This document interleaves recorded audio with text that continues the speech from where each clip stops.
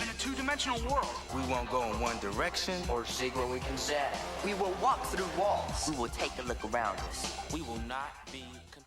The N64 was released June 23, 1996 in Japan, and September 29, 1996 in North America.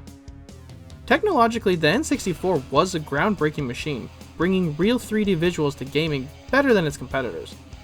Let's go back and take a look at the history of the N64. In 1993, the development of the N64 was started as Project Reality, as a successor to the SNES. This venture, with the help of Silicon Graphics, was intended to create a graphical processor that would send video games into the 3D realm in the best possible way. Confident that it would appeal to fans of CGI, especially since CGI-heavy movies like The Abyss, Jurassic Park, and Terminator 2 were becoming increasingly popular, partly because of this technology. Unlike other consoles, Nintendo had decided to go against the CD technology. It was becoming way more popular to use as it had more space than cartridges, but Nintendo decided to stick with what they knew best, in cartridges. The decision, however, would drive many of the third-party companies away, as they had gotten so used to working with the space that discs had over the cartridges, and would stick with the PlayStation, who made their console out of spite because Nintendo had gone back on their word on a possible partnership for a Super Nintendo add-on for disc-based games.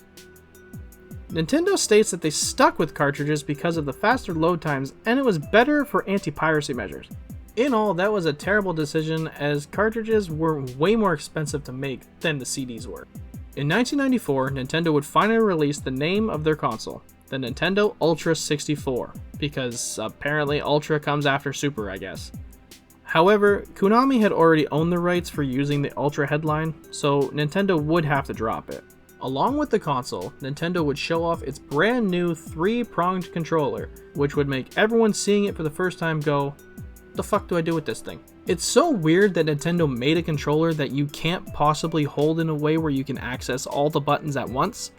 Most commonly, the ways to hold the controller were in 3 different ways: right and middle prong, right and left prong, or for games like GoldenEye, middle and left prong.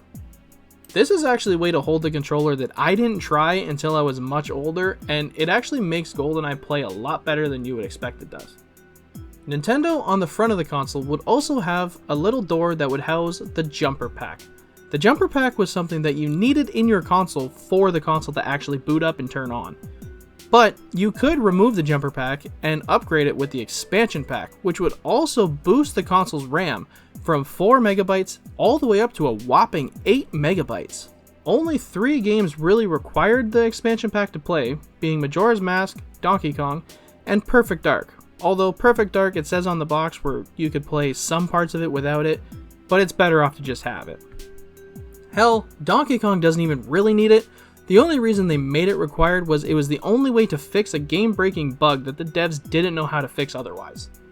Nintendo had hoped to release the console in 1995, though they had to delay it, causing it to be released long after the Sega Saturn and PlayStation. The N64 wasn't even playable until late 1995 in Japan, and a few months later in North America at E3.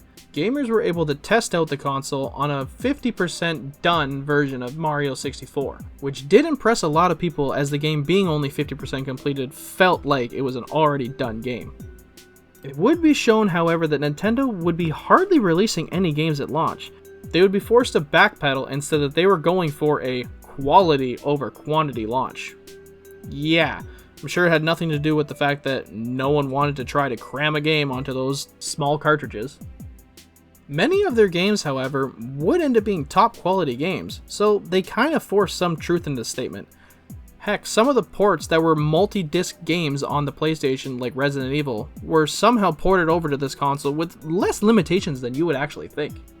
However, the low output of new titles and the expensive price of the N64 games compared to the PlayStation ones, due to the latter's use of the cheaper and larger capacity optical discs, ultimately led to Nintendo losing their lead in the console market in favor of Sony.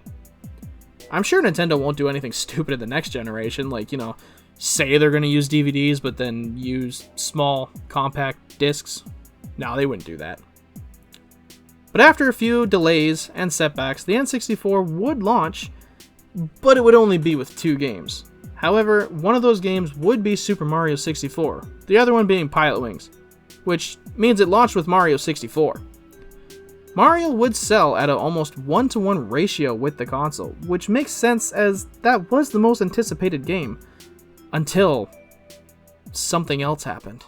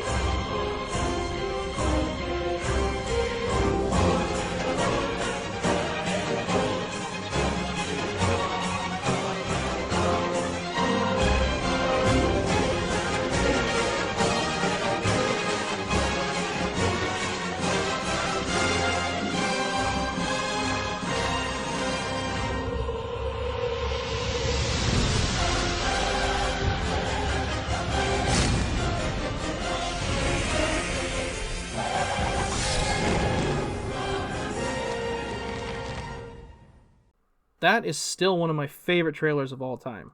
This was a game that gamers were waiting for ever since they were shown a tech demo of a 3D Link fighting a metallic knight.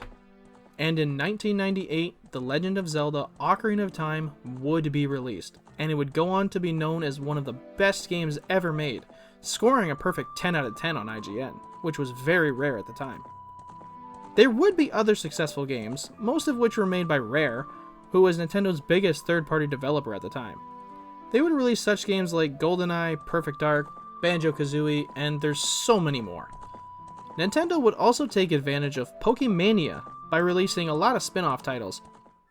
Most notable, Pokemon Snap and the 2 Pokemon Stadium games. They would also have Pokemon Puzzle, which is a very fun game. The console would release in many different variants. Most popular, though, were the Funtastic series.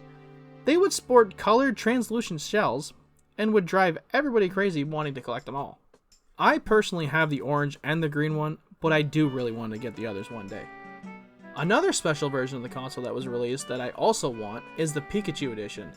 This Pikachu Edition would have a completely different shaped shell, as it would make room for the giant Pikachu on the front, where its cheeks would light up when the game was on, the power button's a Pokeball, the reset button's his foot. What is there not to love about that console? The N64 would only end up with 296 games released here in North America, a far cry from what PlayStation was releasing. But I would say at the end of its life, Nintendo really only had one bad game.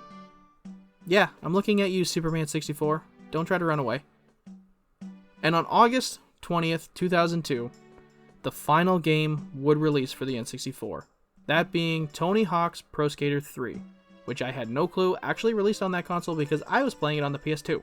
It may have come in second place in the console wars, selling only 32.93 million units compared to Sony's mountain of 102.49 million units. But hey, at least it beat the Sega Saturn. But let's be honest, the Saturn stood no chance after Sony's press release. I still do think it won in the games department though, because everyone who has played the N64 almost always has the same list of loved games, and they're always a mile long. It's the console that has my favorite game on it, in Majora's Mask, and I will always forever love this console, and I will always enjoy going back to it, as I still do constantly to this day. Well, that's the end of this video. If you made it this far, if you could, like and subscribe, as that would really help my channel grow. I hope you enjoyed, and we'll see you in the next video.